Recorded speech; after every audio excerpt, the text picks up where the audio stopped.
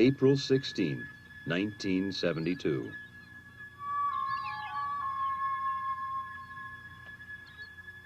Apollo 16, man's fifth lunar landing, sat silently on the pad awaiting its mission.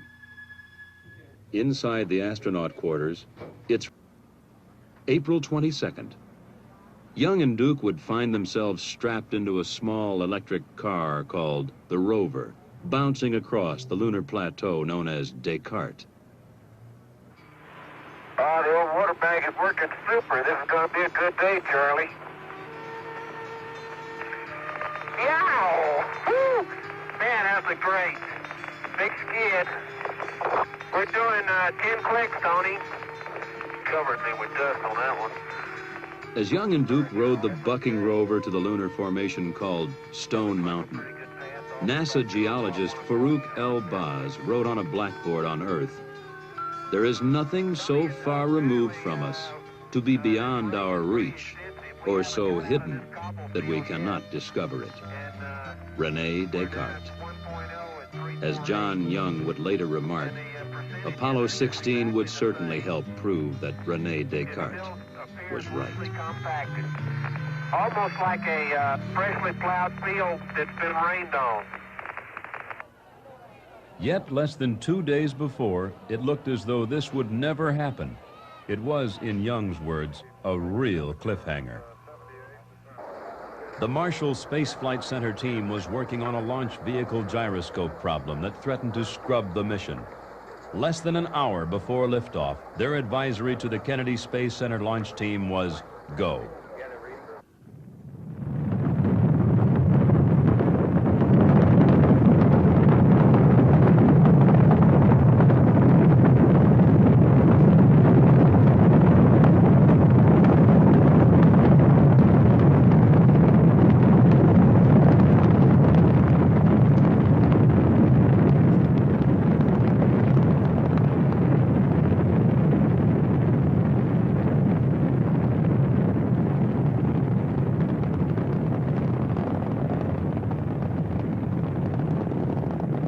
The liftoff had been perfect. During the 3-day flight to lunar orbit, the problems encountered had been more annoyances than critical, such as paint flaking off the lunar module, and later a jammed antenna in one of the lunar module's several communication systems. All in all, it had been a quiet flight. April 19th. The burn into lunar orbit was right on. Oh, Houston, Sweet 16 has arrived. Ryan, this is Houston. How do you read? The subsequent maneuvers all went without a hitch. Then the next day, April 20th, Young and Duke undocked the lunar module preparatory to landing, leaving Mattingly in the command module.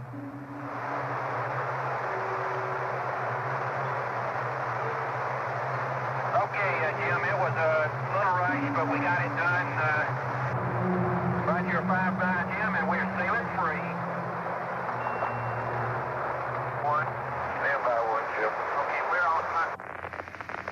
The next maneuver was for Mattingly to burn the main engine of his spacecraft to put it into a circular orbit. But as the lunar module emerged from behind the moon... No, sir. Copy, no, sir. No, sir. No, sir. No circ. In preparing for the circularization burn, Mattingly had found apparent uncontrolled oscillations in the main engine's backup control system. Following mission rules, he did not make the burn. How long do you think it's going to take them to get rendezvous, Jerry? I think your estimate of a couple of 3 reds. With the backup system having trouble, only the primary system was known to be usable on the engine needed to get the astronauts out of lunar orbit and back to Earth. The original plan had called for Young and Duke to get out and explore shortly after landing. However, the near abort had lasted 6 hours. The tired astronauts would sleep. April 21. Mission Commander John Young stepped onto the Descartes formation, 11:58 a.m. Eastern Standard Time. They are mysterious and unknown Descartes. going to change your image. Pictures of the Earth's upper atmosphere and magnetosphere and their interaction with the solar wind. He also photographed the interstellar gas present throughout space and the ultraviolet halos that appear around galaxies. Astronomers have long wanted a telescope on the moon. Perhaps this experiment would show the moon an ideal base for future astronomical observations. You want 2 pins? Yeah, we would like to. John said. I'm not leaning on Duke it. drilled a hole into which a heat flow probe was to be placed, part of one of the experiments attached to the station. As Duke drilled, Young set up the central station and the remainder of the experiments. Then, what many considered the biggest disappointment of the mission. On the moon, the astronauts continued with the other experiments. Young placed a series of sensors in the soil, then fired explosive charges, mapping the lunar subsurface much as geologists on Earth use explosives to search for oil. 4, 3, 2, 1, fire. Stuck in the ground and when I try to get this stuff over there now.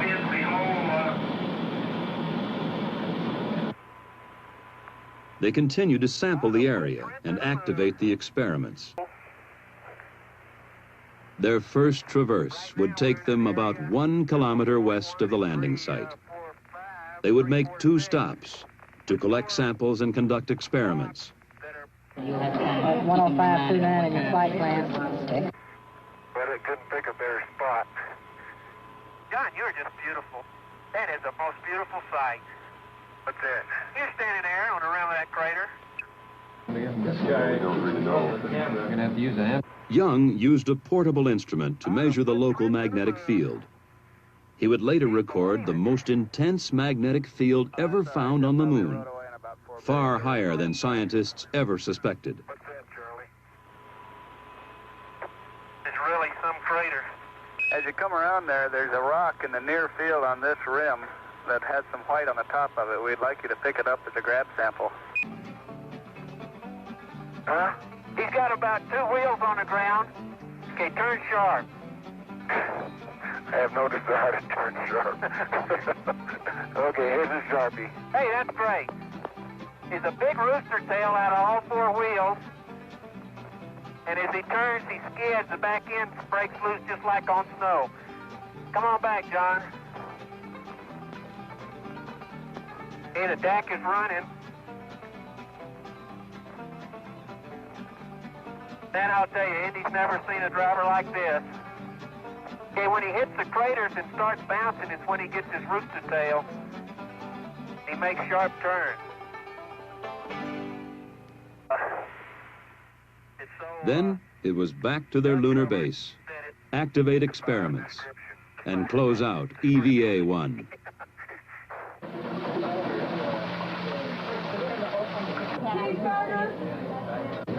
P-wise exercise, is that right? Physical fitness, gym level?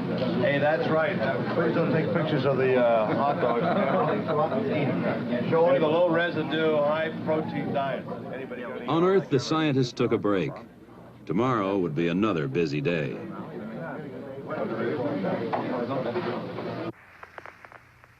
April 22nd. The lunar surface temperature in the sun should be around 135 degrees today. Today they were headed a little over 4 kilometers south to climb their rover up the side of Stone Mountain. Man, we are really going up a hill, I'll tell you.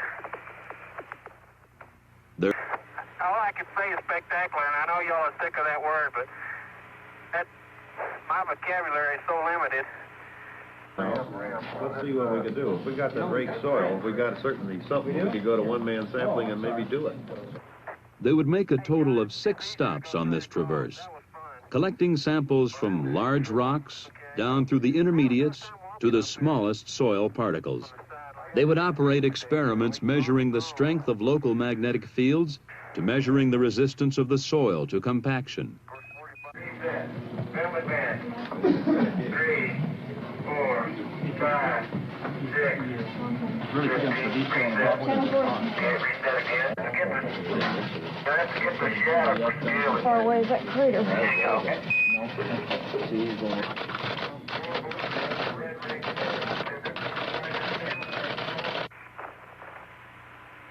we come a long way. Hey, John, it's easier to go straight across. That was fun. Well, I haven't had any trouble. Okay. I have a tough time walking up there.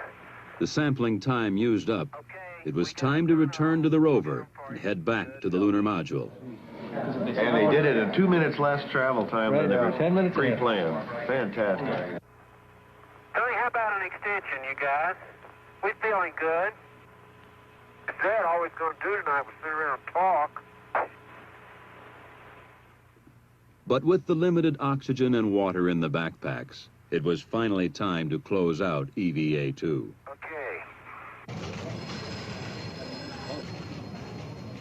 Now I think they realize that it's not more, well, a gee whiz, like my friend said, thrill, but it's real exploration, and this is much more serious and much more important for the future of mankind than just a plain exploit, a technical or technological exploit. This is exploration. Ray Bradbury claims that what mankind sees in the exploration of space is his first chance at immortality since he invented religion. Got about gets it. April 23rd. Okay, fine, Tony. The decision had been made not to try and fix the broken heat flow experiment because of the time and complexities involved. Traverse number 3. Today, Young and Duke would head north about 5 kilometers to North Ray Crater, the largest lunar crater to be sampled by men. Outstanding. Hey, Tony, it seems to me this is a more subdued surface over here than going towards South Ray. Oh, spectacular. Just spectacular. Wow. Sorry, Charlie. Beautiful. I got to keep my eye on the driving. That's great. Jack, that's a good point to remember. All 3 crews now tend to think they're there before they get there. I remember. Man, does this thing have steep walls. They said 60 degrees. Now, I tell you, I can't see to the bottom of it, and I'm as close to the edge as I'm going to get. That's the truth. Now the routine, if anything on the moon can be called that. Test, collect, photograph. Keep moving. Time is precious on the moon. The crater, they look like drill holes is what they look like. You do that in West Texas and you get a rattlesnake. Here you get permanently shattered soil. How about rolling that one over? No way. Then, one of the most spectacular discoveries of the mission. Okay, let's go on back. I am. Be right with you. And we encourage you just to look for some variety. But now it was time to head back to their base and close out the EVA. All right, we think you could just about head south now. Yeah, the only reason. That's it. We're going home again, jiggity jig. During the previous EVA, a section of a rear fender had come off the rover, causing the astronauts to receive occasional showers of lunar dirt. And that's a beautiful sight. Young parked the rover, then moved out to join Duke, enter the lunar module, and prepare for liftoff. Boy, Houston, the beauty of this place is just absolutely incredible.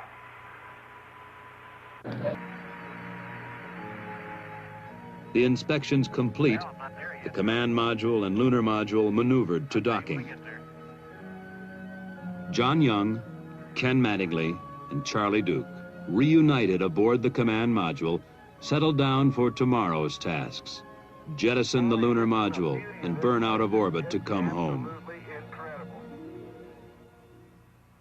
April 25.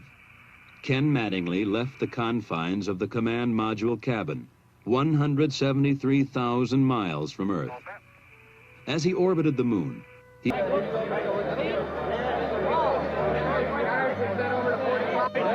I told them they're going to improve the soil out of we're in trouble. Mike, congratulations. Well done. Yeah, we get one more. Well one more done. to go. I just hope.